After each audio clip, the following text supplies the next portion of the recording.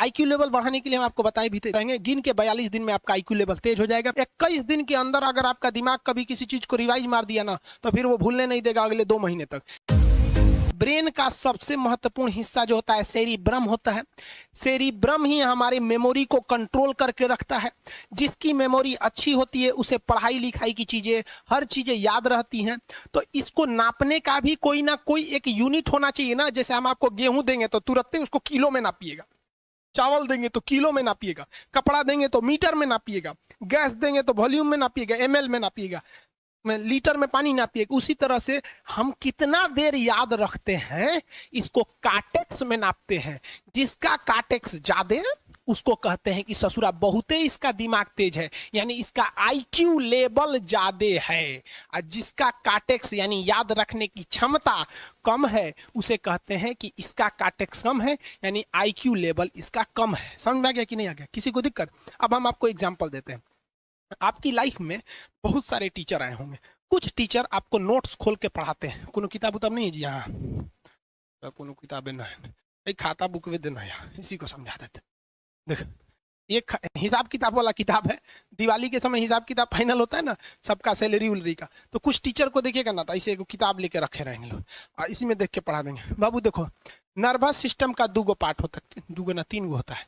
Nervous system का 3 part होता है। ऐसे लोगों का मतलब, ये खाता बुक रख दो भाई, इसका हिसाब दिवाली में हो जाएगा। तो ये ऐसे लोगों का इस आईक्यू लेवल कम है। लेकिन कुछ लोगों को देखेंगे आप, उनको किताब उताब से मतलब नहीं होता। जैसे आप इलाहाबाद यूनिवर्सिटी कभी जाइए तो देखिए, या बड़े टीचर आईआईटी वगैरह जाएंगे, बहुत एकदम टीचर आते हैं आराम से, कोई नोट सोर्स कुछ नहीं, आया पढ़ा रहा है, चालू किया, एकदम मस्त इंजॉय करके चला गया। तो इनका आईक्यू लेवल ज्यादा होता है। आईक्यू लेवल बढ़ाने के लिए हम आपको बताए भी थे, दिमागीन खाइए, अच्छा रहता है। एक ही तरह की सोच मत सोचिए, अच्छा रहता है। आईक्यू लेवल कैसे बढ़ाएंगे? तो याद रखिए, आईक्यू लेवल बढ़ाने के लिए सोने से पहले का आधा घंटा बहुत जरूरी होता है। सोने से पहले आधे घंटे दिन भर में जितना काम किए उसको सुबह से रात तक देखते रहिए। एक बार रिवाइज मारिए कि सुबह उठे थे, ये किए थे, इसके बाद पढ़े थे, क्या क्या पढ़े थे। खान सर ये पढ़ाए थे, आप कहीं मैथ पढ़े होंगे, उसको सोचिए मैथ में क्या पढ़ाया गया था, खटाखट खटाखट।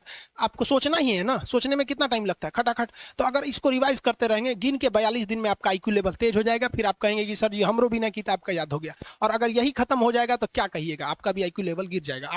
टॉपिक भूल जाते हैं, मतलब आपके दिमाग में दूसरा टॉपिक चलता है। आप लाइफ में किसको किसको आई लव यू बोले हैं, कभी भूले हैं?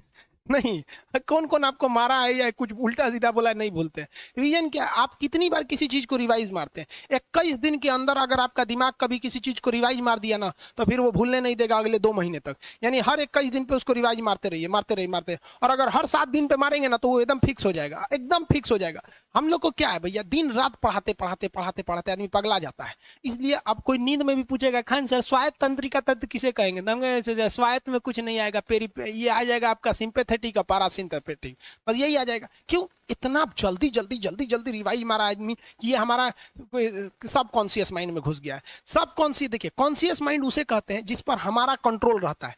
जैसे हमसे कोई पूछेगा कि आप भी अगर पूछेंगे कि खान सर जो 1 हफ्ता क्लास नहीं लिए थे कहाँ थे, तो हम सोचने लगेंगे ये स्टूडेंट है, इससे हर बात क्या बताएगा आदमी कि किस डॉक्टर के पास थे, कहाँ गए थे। नॉर्मल बोल देंगे बाबू थोड़ा सा मेडिकल हेल्थ इशू था इसलिए चले गए। लेकिन अगर मम्मी पापा पूछेंगे तो हर चीज बताएंगे।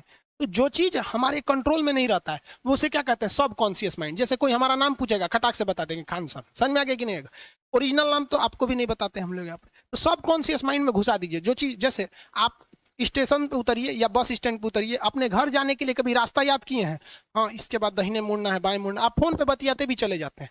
तो जब कभी किसी चीज को बहुत बार रिवाइज मार देते हैं तो वो चला जाता है सब कॉन्शियस माइंड में, फिर आपको याद करने की जरूरत नहीं है। सपना कैसे आता है? जब आपकी नींद अच्छी नहीं होती है तब। नींद प्रॉपर लिया कीजिए, नींद में कोई कमी नहीं आनी चाहिए। आप जिस दिन बहुत ज्यादा थके रहेंगे उस दिन कोई सपना नहीं आता है।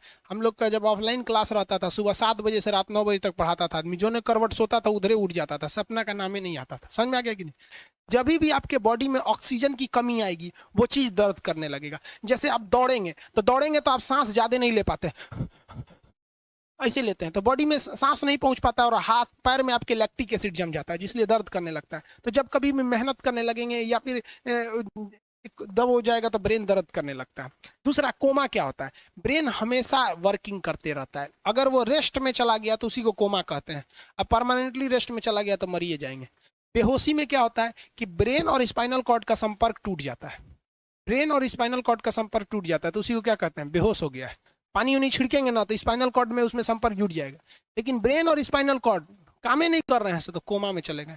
कोमा को हाफ डेथ कहा जाता है, आधा मरा हुआ व्यक्ति है। जो व्यक्ति कोमा में चला जाता है ना, कोई जरूरी नहीं है कि वापस आएगा ही आएगा। लेकिन बेहोश है तो कोई दिक्कत नहीं, पानी फेंकिए मार देगा। उसको कहते हैं लोग बिहार में लोग दांत लग गया, फीट मार दिया, पानी फेंकिए सही हो जाता है।